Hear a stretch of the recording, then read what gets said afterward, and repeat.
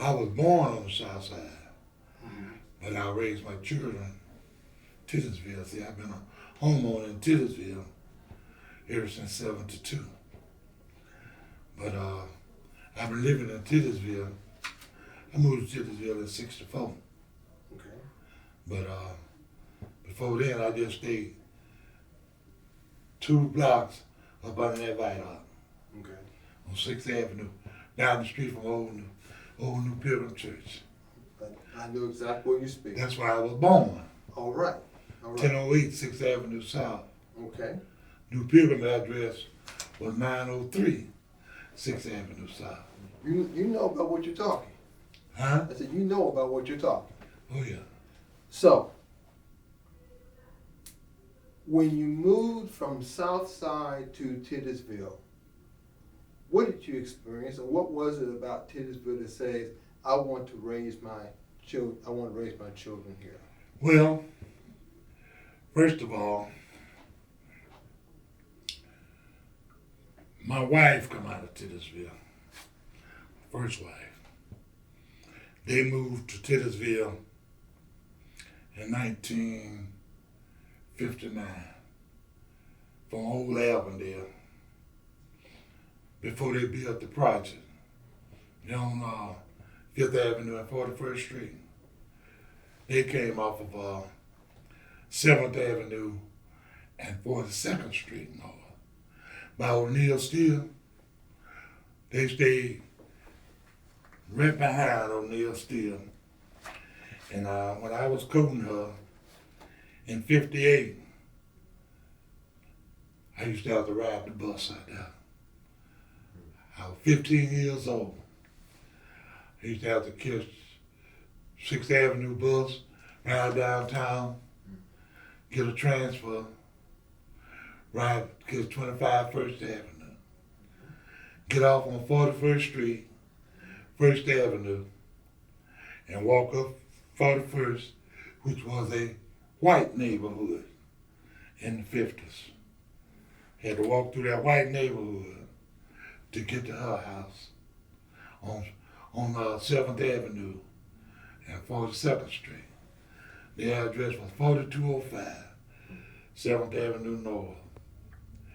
And then when I left there at night, I had to walk back down there on 1st Avenue and wait on the bus to ride the bus downtown, get a transfer, and come back to the south side. And I prayed. I said, Lord, please make it a little bit more convenient for me. So I didn't know that they were getting ready to move to build those projects out there. And they had to lose their house. And God sent them to Titusville. Oh, well, all right then. And so that made me fix it so that I had my girlfriend. I stayed on 6th Avenue, and I could get out there and walk to Titusville. They lived on McCarroll Street, right off of 6th Avenue. So on Sunday evenings, I could walk out there and then walk back home late at night. I'm guessing that was a little bit scary. It was, absolutely. Why was it scary? Because you were gonna hear the N word, and then you're gonna hear, boy, where you going? What you doing in this neighborhood? And they didn't know. I was trying to get through that neighborhood. And that was the only way that I knew to go, because later years, I found out that I could have ridden the bus and came through East Birmingham. And then I wouldn't have had but 3 blocks to walk. But I didn't know nothing about that bus. Right. All I knew about the 25 First Avenue. I understand. And I was just as scared. So that summer, my father, who became my father-in-law, my wife's daddy, He used to sit up on Sunday nights until time for me to leave, and he would drive me back down First Avenue and sit there with me until the bus came. Now, he did that because he liked you or because he was scared for you? He kind of liked me. He felt like he was a church man, and I was a little church boy. And we used to talk about the church and stuff. And he got to like me during the summer of '58. And they used to invite me to dinner early on Sundays. And I'd go out there, and I'd just spend the whole afternoon and evening at the house. And then he'll sit up there, and when it was time for me to leave, then he said, well, I'll drive you down to the bus line. And he'll get up and drive me to, and I thanked him so very much for that. And that really didn't happen about 5 or 6 months, because during the winter months of '59, that's when they moved out of Avondale. And made it much better for me. You talked about hearing the N-word. Were there other instances where you experienced racism? Oh, yeah. In Titusville. Really? Tell me. They used to, back in the days,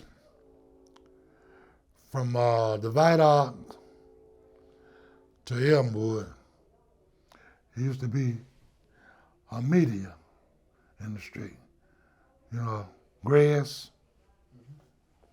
So in '59, they started taking that grass, started widening the street, so they was taking all that grass up and making it level, because they were putting them turn lanes there. So one night, I left my girlfriend's house, standing up there on McCary Street, 6th Avenue, waiting on the bus. Cold. Got my hands in my pocket. 10:15, between 10:15 and 10:30. Birmingham policeman came up. First thing came out of his mouth.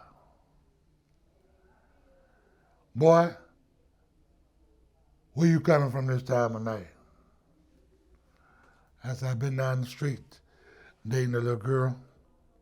Where you going? I said, I'm going home. Still got my hands in my pocket. And so he called me a little closer to the car. I reached over, stuck my head in the car, and the woman put a pistol in my face.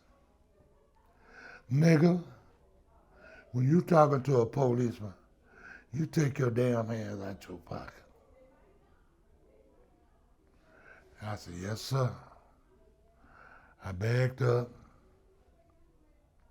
They pulled on off. I stood there. I cried. And I said to myself, when I get out of high school, I'm gonna leave this place and I ain't never coming back no more. Now, back in those days, I had heard people talking about how the black police, no, it wasn't no black police, how the white policeman would stop a young Negro boy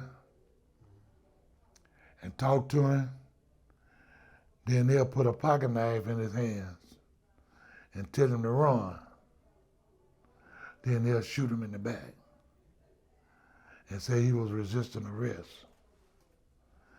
And when they get there to pick him up, he got a pocket knife in his hand. Well, they be done planted there.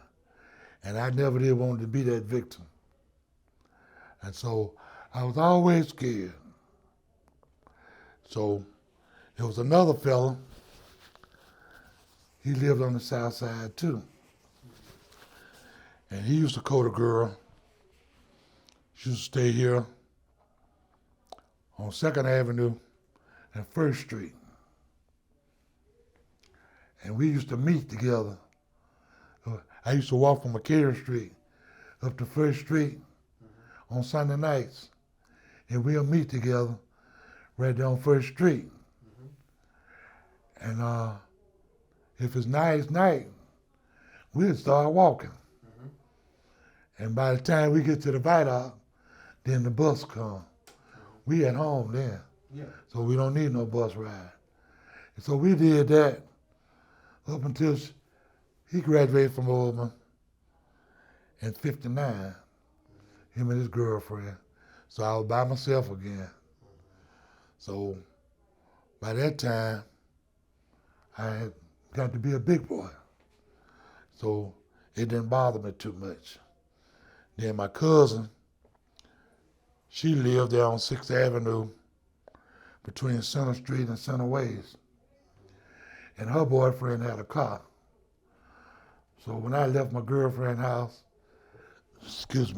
I walk on up there and get with him, and he'll bring me on home. So did that until I graduated in '61. Finished Urban in '61, and I got drafted in the military right out of high school. Graduated in January '61. I was drafted during the summer. Went in the military in September '61. And I came home on leave in '62, and he was planning the '63 demonstration. I was here for 30 days, and that's all they was talking about, what was going to happen in '63. So I didn't believe them. They're like a whole lot of folks didn't believe that what happened in '63 would have went through like it did. So when I went back to Germany. When I went back to Germany in November of '63, then I said, well, when I get out the Army, I'm going to Birmingham. I said, because I feel like, listening to guys talking from New Jersey, and Detroit, Chicago, Cleveland, Oklahoma, they were having the same problems the blacks were in their little cities. I said, well, I'm going back home and get in the race and to see what I can do. So I came on back to Birmingham, where during the period from April of '63, when I was getting ready to get out, I got out in September '63. Then I was reading in the Jet magazine, Stars and Stripes and Ebony, about all this trouble going on in Birmingham. And man, I got anxious to get back to Birmingham. So when I came here, I left Germany on September 11, 1963, coming to Birmingham on the USS Upshur. I got to New York the 21st of September. I was on 42nd Street and 8th Avenue at the bus station, Port Authority. And I told the man, I said, I need a ticket to Birmingham. This was September the 21st. That white guy told me, he said, you don't want to go down now. I said, why not? He said, because they just killed those 4 black girls down there last Sunday. I said, but that's home. And you can go home when you can't go nowhere else. So he had me really afraid to come to Birmingham. He was telling me the truth. A really bad thing had happened in Birmingham with the bombing of the church and the death of the girls. Right. But you still wanted to come home. Absolutely. So I got on the bus, Trailway, in New York. And the bus was, it was stopping in all big cities coming to Birmingham. I was sitting in 3 seats behind the bus driver. Luggage over my head. Didn't have no problem till I got in the state of Alabama. The bus stopped in Elyton, Alabama. I got off the bus, went to the restroom. I'm in uniform. When I came back, this white lady had got my seat with all my stuff sitting in my chair. And I said, Miss, I said, that's my seat. And she told me, you don't have no business sitting this close to this bus driver on this bus. I said, I paid for this seat in New York City yesterday afternoon. And I'm gonna ride this bus until I get to Birmingham. So the bus driver, he got into it then. And he tried to get me to move. I said, I'm not gonna move. I said, I paid for this seat. I'm not gonna move.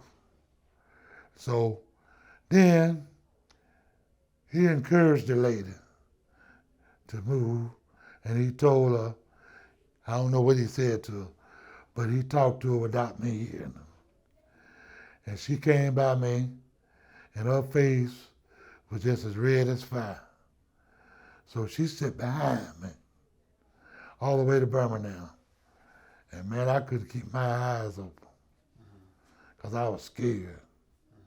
Because I didn't know what was going to happen from Unheard to Birmingham. But when that Trailway bus rolled up there on 19th Street and 5th Avenue, and I got off of that bus, I said, thank you, Jesus. And then other problems I had was that Monday. This was on a Saturday. That Monday, right there on 3rd Avenue and 18th Street, I was talking with 4 guys standing right there on that corner. Policeman come up there and made us spread out. Because he thought, because 5 of us was standing there, thought we was getting ready to demonstrate. I didn't know it was that bad in Birmingham. So I said a few words, and but I said, hey man, we'll talk later. Because these were some guys who I knew, who were glad to see that I had come home from Germany. So we broke up. So back then, it was on until I got a job. But I got married. No, before I got married, I was working at this company called Boris Corporation. It was a duplicating company. It was on 34th Street and 3rd Avenue South. And I was a janitor, another black guy, and didn't nobody work in that building, white folks. And they used to have what you call a production luncheon once a month. And they used to give us half of the day off. And they let the white folks eat free. But they'll send us home. And so next week, they'll figure out how much they paid, spend on each one of those people luncheon, and they'll give us the money. So the Friday that John F. Kennedy got killed, I was sitting in the lunch break, in the lunchroom, by myself, listening to the radio. And this white woman coming now. First thing come out of her mouth, is he dead? Is he dead? Yeah. And I cursed. I said, hell no, he ain't dead yet. And I got mad because she said that. Then about 35, 40 minutes later, they pronounced him dead. And I was mad about that. So they got happy. And that's what I was about to ask. You got mad because she asked if he was dead yet. As you were mad because she was looking forward to him being dead? Yes. When John Fitzgerald Kennedy was shot and killed, what did you think that meant for people who look like us? That means that we had hell to follow. We were going to catch the devil until things got better, because it was rough for black people in Birmingham then. And so coming on into 64, I got married in January 64, and I worked there for another year. I left there and went to White Dairy Milk Company, which was a segregated company. They had two sales rooms. We was in a little old white house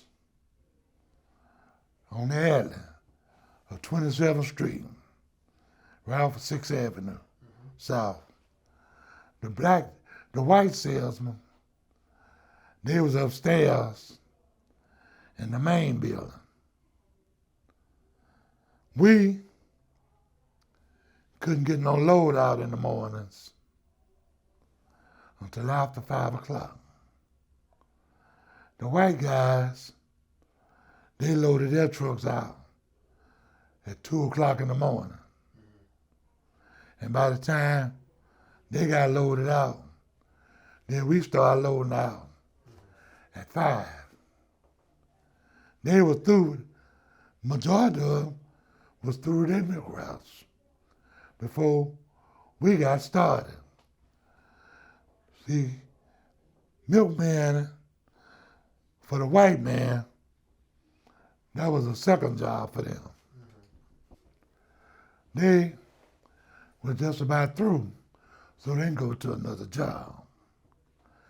They had these black supervisors, but they didn't supervise nobody but the black routes. And they was in cahoots with the white folks. They treated us like slaves. We had to go out there on them milk routes, spend the day. You see a milkman working 2 and 3 o'clock in the evening. Yeah. White boys, they done went to another job. Sure. Went to another job. So I stayed there 8 years. Putting up with that, because I gave them a name. But I didn't want to be in left field by myself. I started calling the supervisors house hands. Now, if you want me to say what on this camera I said, I call them house niggas, because they were doing what that white man wanted them to do. Then this white boy came down here from Detroit, and he started adding all of this stuff on the milk truck. Had us riding around being a grocery store. We had potato chips, sausage, bread, washing powder, dishwashing liquids, all of that stuff on the black milk trucks.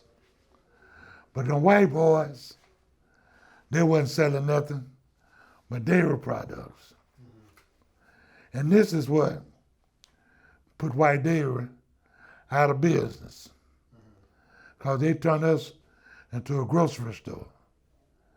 They had us doing illegal things like food stamps.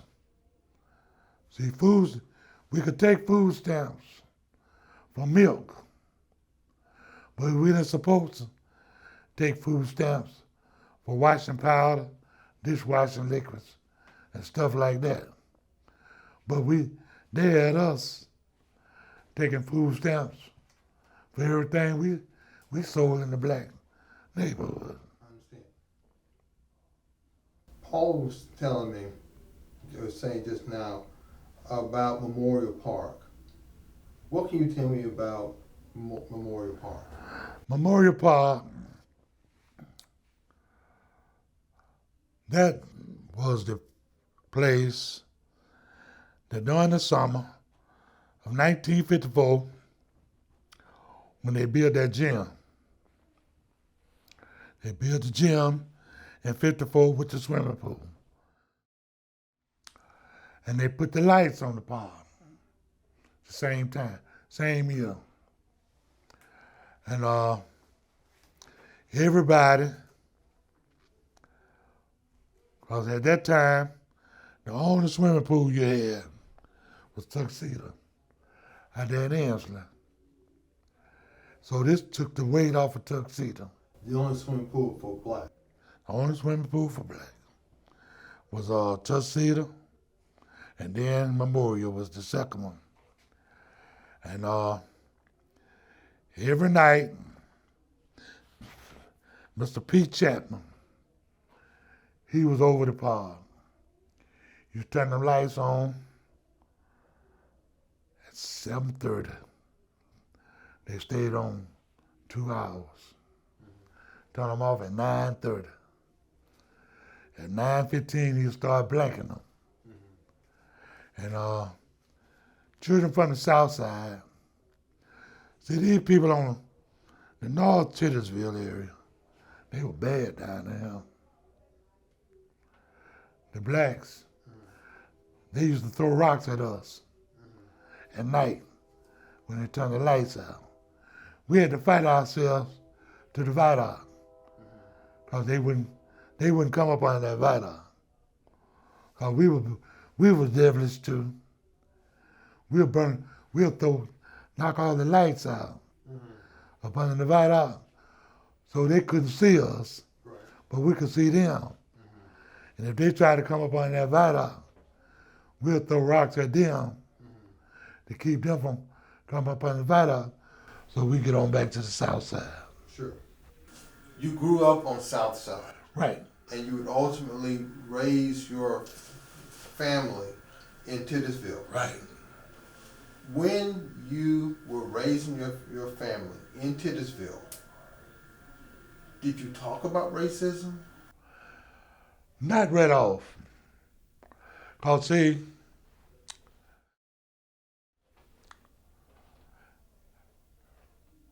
trying to see how I'm going to put this. They're like right now, I got a 16-year-old grandson. And I talk with him daily. I said, you got two things that I wished I had had when I was 16. I said, you got a future and you got an opportunity. I said, when I was 16 years old, I didn't have no future, because I didn't know where or what I was going to do after high school. And I said, as far as being opportunity, I said, college, don't know nothing about no college. Shucks, I was trying to get out of school. My daddy, my daddy retired before I went to high school. He was 65 years old. He had worked for Moore and Hanley for 44 years. And he retired in 56. I went to high school in 57. He didn't have nothing. And I'm trying to see what I was going to do when I get out of high school. So when I moved to Titusville, I was trying to find somewhere to raise a child and take care of a wife. Because when I first got married, I moved my wife in my dad's house. And he lived in a 3-room shotgun. No hot and cold water. I brought my wife backwards. But she was willing to come with me.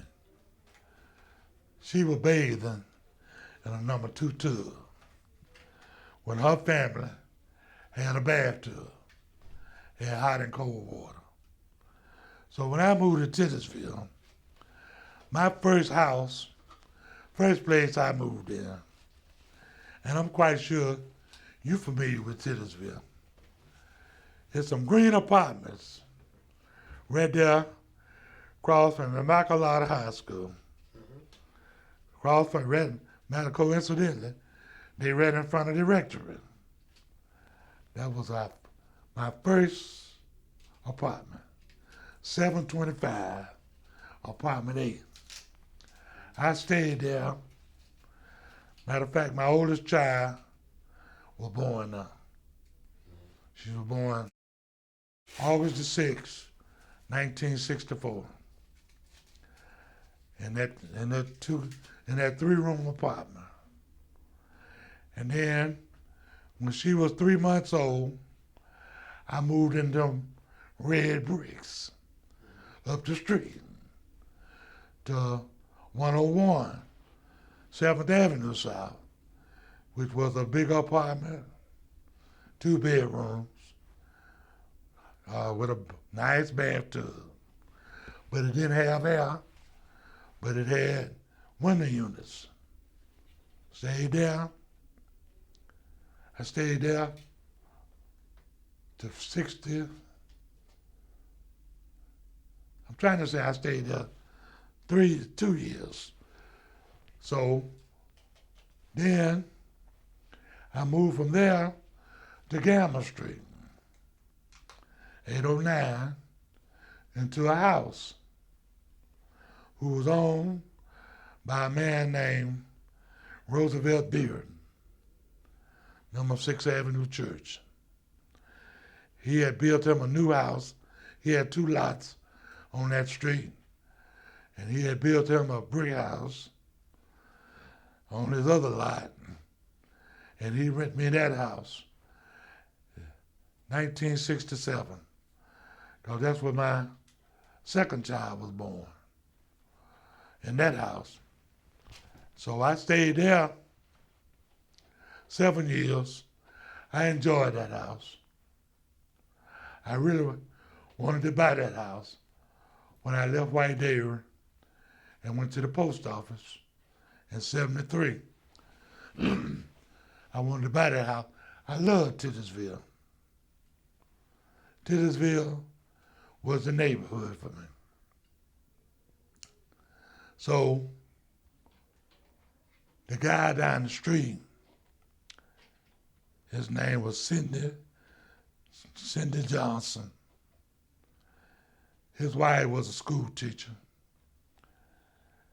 And he built this house in 67, 832, Gamma Street. And so when his wife got her master's in 73, Titusville got too small for her. So I had put a down payment on a lot in Smithfield Estates, But really, my daddy was living with me, and I really didn't want to move him out of Titusville because of his friends. And so I wanted to stay at Titusville. So when Mr. Johnson put a for sale sign on that house, I decided that I'd try to buy that house and stay at Titusville. So I went on and made arrangements to try to buy that house. And today, I'm still the owner of that house in Titusville. But my first wife passed away in 2003. But I raised 3 daughters in that house. And now, my second oldest daughter, she's living in that house now with her children. So I live in the western area now, in the Powder area, right behind Jones Valley Elementary School. Do you still love Titusville? Still love Titusville. I will forever love Titusville. Got too many memories out of it.